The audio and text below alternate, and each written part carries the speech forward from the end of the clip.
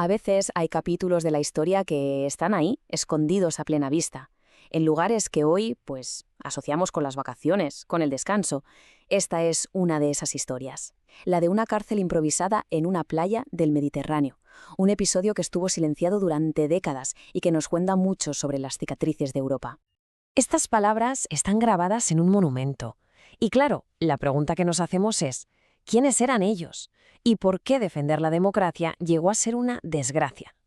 Para entenderlo, tenemos que viajar a uno de los momentos más oscuros del siglo XX. Y esta es la escala de esa desgracia: 100.000. 100.000 hombres, mujeres y niños encerrados en un único lugar. Este número es el corazón de la historia que vamos a desgranar hoy, la del campo de Argelès-sur-Mer. Bien, para poder entender cómo se llegó a construir algo así, un campo de internamiento en una playa, tenemos que rebobinar un poco. Solo unas semanas, a los últimos y caóticos días de la Guerra Civil Española en Cataluña. En Barcelona, el ambiente era de pura desesperación. La ciudad, que había sido capital de la República, se preparaba para lo que ya parecía inevitable. El avance de las tropas de Franco era imparable. En cuestión de días, todo se vino abajo. Fue un colapso social absoluto. Casi se puede imaginar el sonido de los teléfonos sonando sin parar, en oficinas completamente vacías, una imagen perfecta del fin de una época, mientras la ciudad se rendía sin un solo disparo. La caída de Barcelona provocó uno de los mayores éxodos de la historia moderna de Europa. Cientos de miles de personas huyeron hacia el único sitio que parecía ofrecer una salida, la frontera con Francia. A este suceso se le conoce como la retirada. Pero ojo, no fue una retirada militar, organizada, no. Fue una huida desesperada.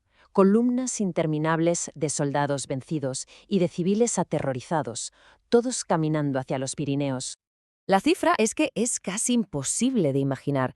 Cerca de 500.000 de personas cruzando las montañas en pleno invierno, con nieve, con un frío terrible, llevando solo lo que podían cargar. Su única esperanza era encontrar refugio en la Francia democrática, pero esa esperanza se rompió en 1000 pedazos. En lugar de un refugio, encontraron alambre de espino. Resulta que una ley francesa permitía encerrar a los que llamaban extranjeros indeseables. Y los republicanos españoles, que huían precisamente del fascismo, fueron los primeros en sufrirla en sus carnes. Y con esto llegamos al epicentro de esta historia. Para muchos de esos 450.000 refugiados, el final del camino no fue la libertad, sino una playa convertida en una cárcel, el campo de Argelès. Es que la contradicción es brutal, ¿verdad? Hoy, Argelès-sur-Mer es un destino turístico súper popular. Pues bien, en 1939, esa misma arena dorada se convirtió en un campo de concentración a cielo abierto, sin la más mínima infraestructura, nada. Las condiciones eran directamente infrahumanas. Lo más importante es que no había absolutamente nada. Los refugiados tenían que cavar agujeros en la arena para protegerse del viento. La comida se la tiraban por encima de la valla como si fueran animales. La disentería, el tifus, el frío, todo eso causó estragos y la muerte era algo de todos los días, a la vista de todos. Y hay que pensar que entre esa masa de gente que parecía anónima, había un talento increíble. Artistas, intelectuales, futuros héroes, que luego lucharían contra los nazis. Todo un universo de potencial humano, ahí, encerrado y humillado en una playa. Para la gente que estaba allí encerrada, la situación era desesperada. Pero, ¿había alguna alternativa? ¿Podían simplemente dar media vuelta y volver a casa? Pues la respuesta era un no rotundo, lo que les ponía ante una elección imposible. Mientras los refugiados malvivían en Francia, en España, el nuevo régimen aprobaba esta ley. Y ojo, no era una ley de amnistía para perdonar, no. Era una ley de pura venganza. Básicamente convertía en delito cualquier tipo de apoyo al gobierno legítimo anterior. Les cerraba la puerta a un regreso seguro. Así que este era el dilema, en toda su crudeza. Quedarse significaba la miseria de los campos. Volver significaba la persecución, la cárcel o vete a saber qué. No había una salida buena.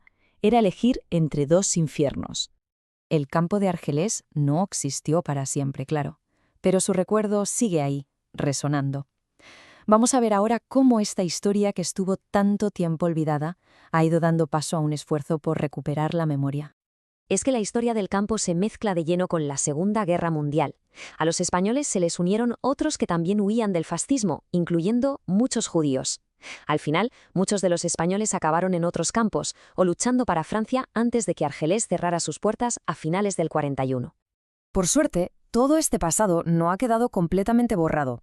Hoy en día hay iniciativas como la Ruta de la Retirada o memoriales como el Cementerio de los Españoles en el propio Argelés que permitan recorrer y recordar lo que pasó para asegurar que tanto sacrificio no caiga en el olvido.